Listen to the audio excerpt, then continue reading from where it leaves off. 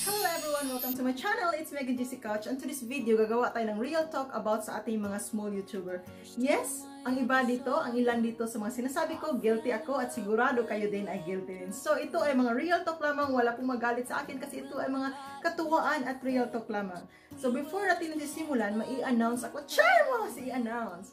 So, natanggap na pala natin ang ating Google AdSense last week. Nakalimutan ko lang i-post sa social media kasi masyadong busy ang ating Aurabel. So, anyway, maraming salamat po sa patuloy na panonood sa aking video or sa aking mga upload. So, hindi ko na ito patatagalin. Sisimulan na natin.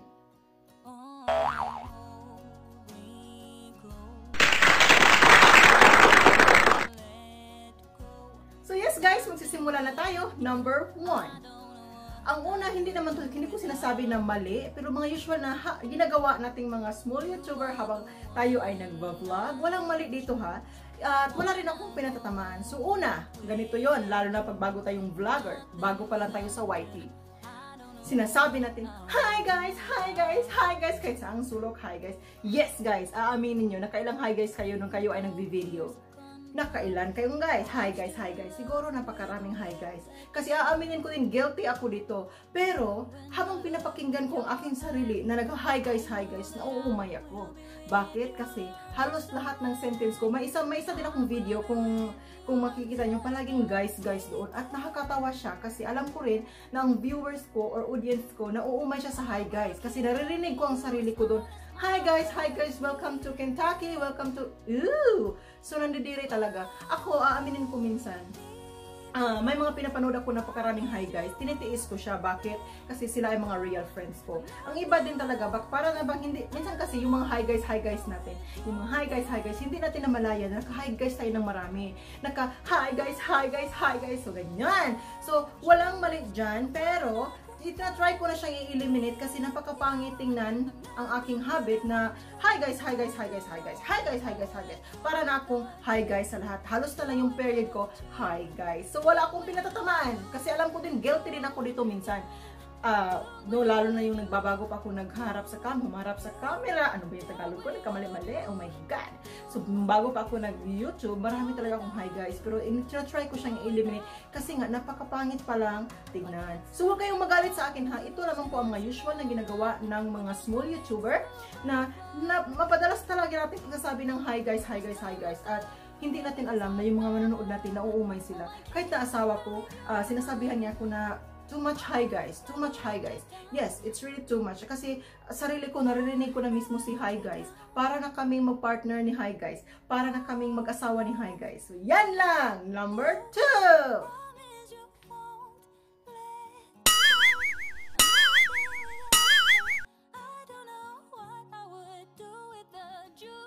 So, ang number 2 ay ang tinatawag na give and take. Yes, normal sa ating mga YouTuber na mag-give and take. Lalo na ang mga small YouTuber, give and take. Ano ba ang give and take na pinagsasabi mo dyan? Ang OA mo naman. Char!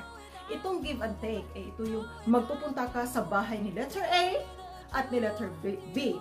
So, syempre, nagpunta ka na sa bahay doon, nanonood ka sa kanya ng bongga, chorba ek. And then, give and take nga, si letter B, hindi siya bumabalik sa'yo. So, okay lang kasi isipin mo din baka na-spam yung, nabasura yung mensahe mo, baka naprito na yung mensahe mo, saka type mo ng madalian, at saka nagmamadali ka kasi gusto mo pang pumunta sa ibang bahay, so hindi ka nag-spend ng time.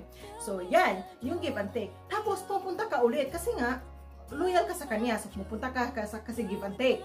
Pupunta ka sa kanya, tapos ito na naman. Nakalimang punta ka na sa kanya. Aroy naman, nakalimang punta ka na sa kanya. Hindi pa rin bumabalik si letter A. So, yan. Bakit? Kasi nga, yung mensahe mo hindi kaya-aya. Sinasabi mo lang doon, happy watching, great video, whatever. You refresh the title. Ganito lang yan. Nirefresh mo yung title. Halimbawa, yung sabi, nag-date kami ni asawa. Refresh mo agad. Hi, ate! Great video, nag-date kayo ng asawa mo, or ganon. O yan, so siguro kaya siya hindi bumabalik sa'yo kasi alam niya, nafe-feel niya na yung pagpapanood mo hindi sincere. Kasi bakit?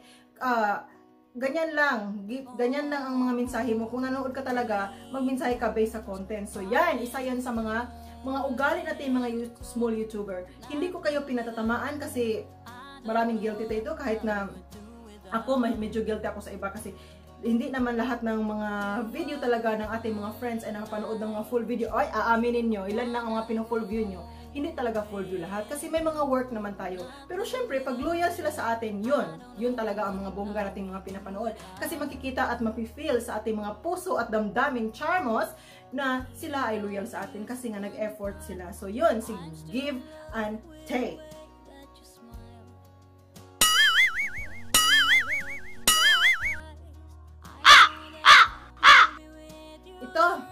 Ito yung mga ugali ng mga YouTuber, plastic, magaling makipaglaro. Yes, so ano ba yan? Plastic, magaling makipaglaro? Tupperware?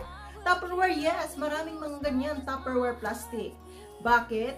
Kasi nga, halimbawa itong video na to, alam ko hindi kaya-aya kasi wala akong microphone, hindi mahanap ni Lola JC ang microphone ko. So syempre ang audio dito very low quality.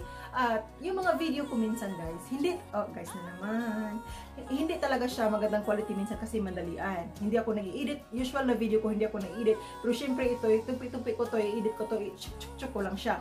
Pero hindi ako nag-cut sa mga sinasabi ko. So yun talaga, may magsasabi na great video para lang yung mga plastic at magaling makipaglaro, sila yung great video. Bakit sila ganyan ang mga mensahe nila? Play safe yung mga mensahe nila. Kasi ang gusto nila, lalo na pag may ads, gusto lang nila mabuksan yung channel nila, yung bahay nila. Hindi ako nangangaway dito. Ito ay isang real talk lamang. Huwag naman tayong ganon. Kasi nga, kung mag-spend ka ng konting time sa video kahit hindi mo i-full view yung video kasi hindi mo nagustuhan o hindi mo naintindihan, okay lang yan. Kasi expected talaga yan sa dami-dami ba naman natin ng friends. Alangan naman full view naman lahat. So, syempre, yun lang. Ay, wag ka magipagplastikan. Hindi lahat ng mga ka-friendship mo, pino-full view mo. At guilty tayong lahat dyan. Kasi binabalik lang natin kung ano yung ginagawa nila sa atin. Kung mapapansin natin na loyal sila, syempre ganon, ek. So, yun nga, isa yan sa mga usual na ginagawa ng ating mga friendship, o hindi naman siya patawag friendship kasi fake. Ano ba, yung mga YouTuber na makipaglaro, magaling makipaglaro. May isa ko doon sabi sa akin, ate, minsan lang ako nanood ng full view. Minsan lang daw siya nanood ng full view dahil daw na interesado siya sa content ko. Ipapakita ko siguro dyan mamaya. Na interesado siya sa content ko, so tinitiis niya manood ng full view. Yung pagkagano na mensahe niya, nandun diretso sa spam. Sa karami niya sinasabi na nanood sa akin ng full view, hindi na niya naalala kung ano yung mga topic ko kasi full view nga. Iwan ko si Lord na lang nakakaalam kung full view mo ba ako kasi kung full view naman, kahit na maglagay ka pa ng numbers dyan, hindi yan mas spam. Kahit na maglagay ka pa ng numbers, mga ek numbers, ganyan, hindi yan. Pero twice, nandun siya sa basurahan. So, ano naman ginagawa ko? Nagwawalis na naman ako. So, wag tayo maglukuhan. Kung hindi gusto ang content, wag sabihin full view. Wag sabihin ganon-ganon. Kung hindi nyo gusto yan, oh, it's okay. Walang problema yan. Kasi, alam naman natin na, nanggalit si camera. Alam naman natin na hindi lahat ng tao maka-appreciate sa mga sinasabi. Lalo na pag mga real talk. Kasi maraming matatamaan, maraming masagasaan. Thumbs down agad yan. Kasi nga, okay lang yan. Kasi, part yan, kung YouTuber tayo, creator, alam na natin yan na part yan sa ating buhay. Charmos ginamos! Yes, part yan sa ating buhay. Hindi pwede na puro scam expect ka thumbs up, thumbs up, thumbs up. Kasi nga, hindi lahat nakagusto sa'yo. Hindi lahat. So, normal yan. Okay lang yan mag-thumbs down. Huwag lang magpa-impress na ganon-ganon. Great video, ang galing-galing mo, tapos hindi ka nanonood. Paano mo nasabing great video?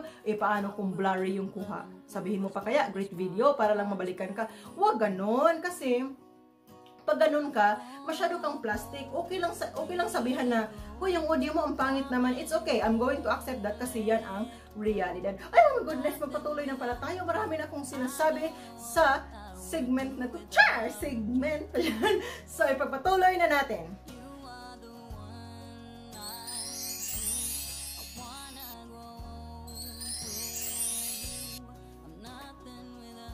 So, yan.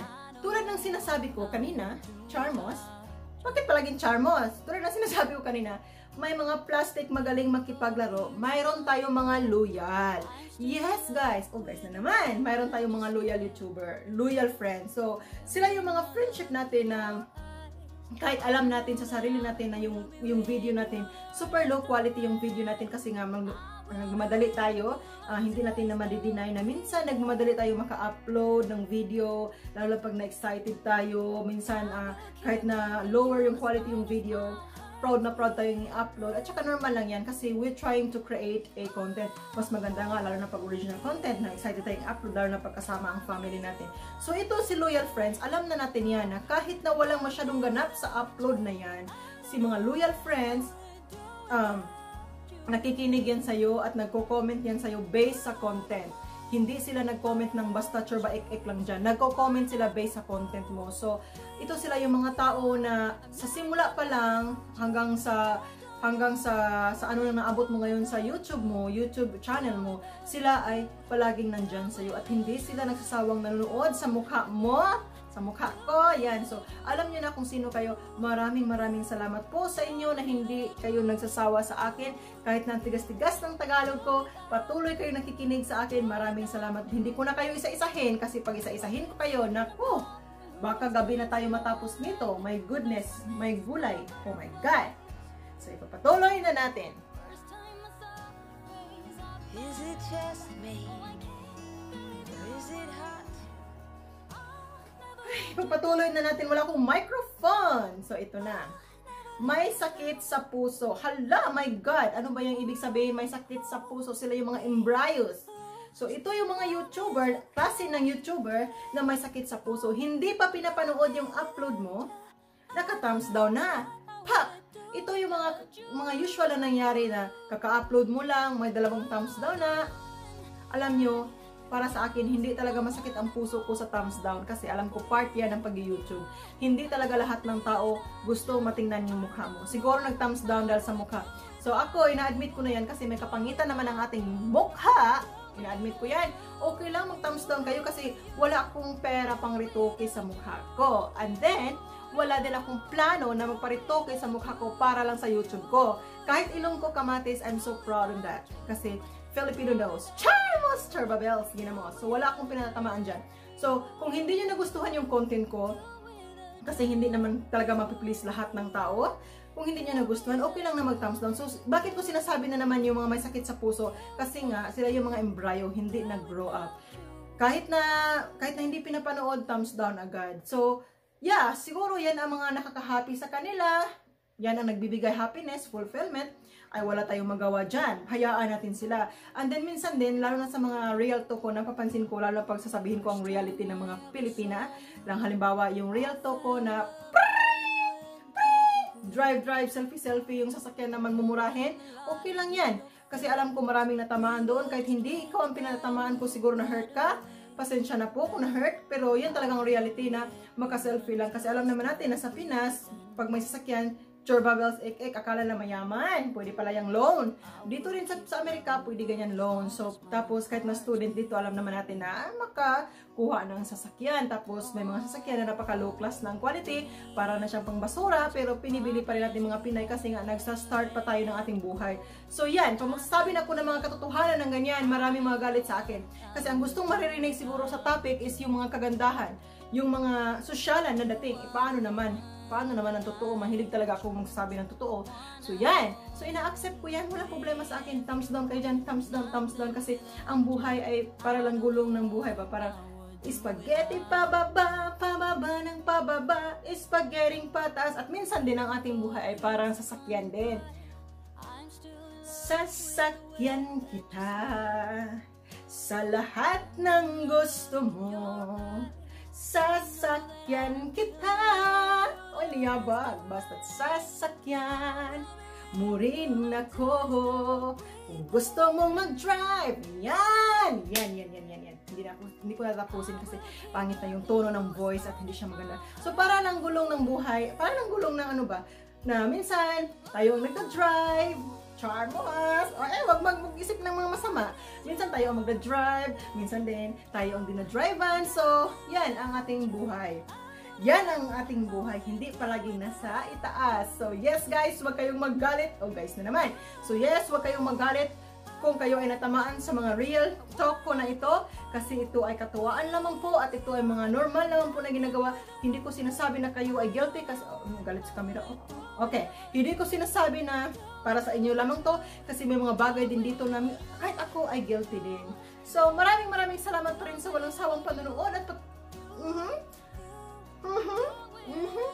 pagtingin sa mukha ko na may kapangitan. Maraming salamat sa inyo lahat at hindi kayo nagsawang nanood at nakikinig sa akin. And then yes guys, hindi ko man kayo kilala lahat kung sino mga nanonood sa akin. I love you all and then sana someday magkita tayo. At kung nakikita yun sa mukha ko na parang medyo stricta, iuulit ko, mabait po ako na tao. Charmos! Nagbubuhat ng sariling bangko. So anyway, end ko na talagang vlog na to kasi marami na akong sinasabi at baka medyo natatard na rin kayo sa akin. So, happy, hindi pala weekend. So, I would just have to say, have a nice day. Kasi akala ko weekend, nakalimutan ko na ang araw. So, have a nice day and God bless us all. So, bye for now.